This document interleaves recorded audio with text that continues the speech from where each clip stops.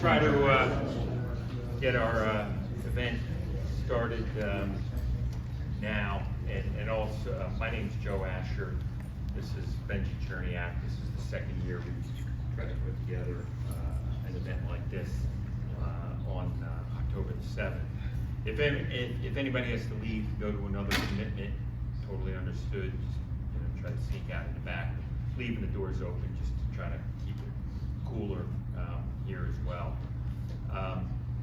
I wanted to just say a couple words, and then Benji's going to speak, and then introduce Einor, who will tell you about whatever he wants to talk about, including maybe a little bit of that day.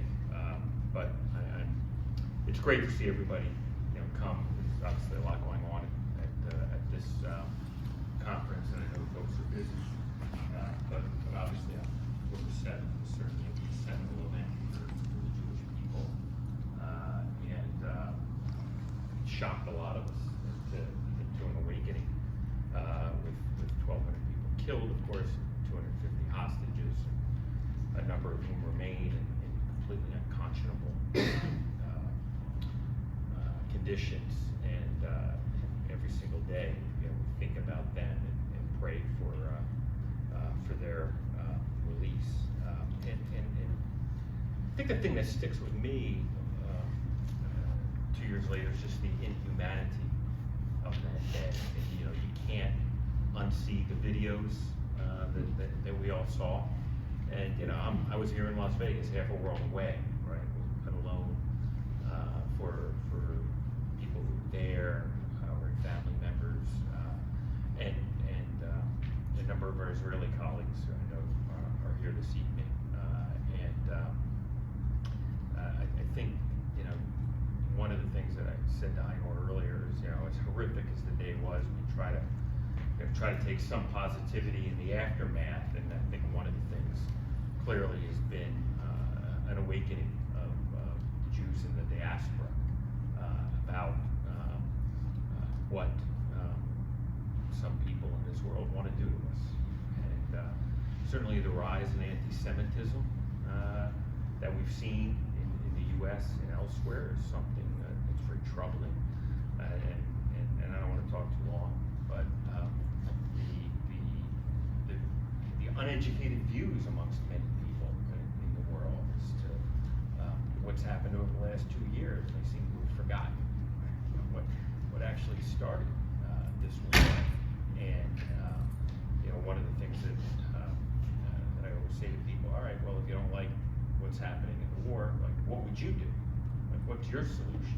The only thing you can ever get at me, like, is, well, not this, but like, what is your affirmative solution, and what do you do? People have shown you that they just want to kill you. Right? And there's nothing different that you can say about it. But we've all seen the video of that one remaining hostage down in the tunnels, and the horrific conditions in which he looks at, and in which he is. And so, like, what can we do? And really, the only thing I've thought of that we can do is to use our voices to let people know how we feel, to try to correct misinformation, certainly to talk to our elected representatives, whether it's here in the U.S. or elsewhere. That's certainly one of the things I've done repeatedly, and help people understand. And look, one of the things I will say, despite the divided nature of social media, I do believe that a solid majority of Americans are still appalled by what happened and are very supportive of Israel. But we can't take that for granted going forward. We've got to do whatever we can to maintain the American support for Israel, for those who are American, and not just accept anti-Semitism as some sort of a new normal. We've just got to keep fighting against it. There are a number of folks in this room I know who have done a number of things, whether it's YouTube videos or going on TV or donating money to organizations. I mean, my wife and I pretty much changed all of our charitable giving is the Jewish organizations. I know a number of folks here have done that as well. But on this day, obviously we have to remember the victims and especially the hostages who remain in inhumane conditions.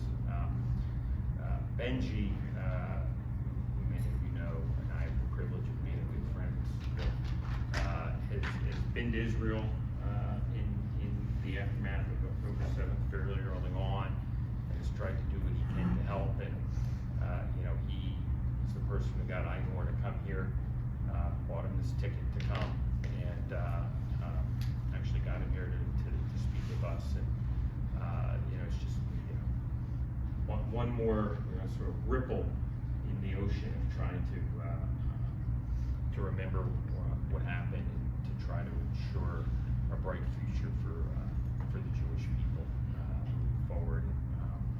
I also, before I let Benji speak, want to thank the non-Jews who are here with us, showing their solidarity with us. And what happened on October 7th shouldn't happen to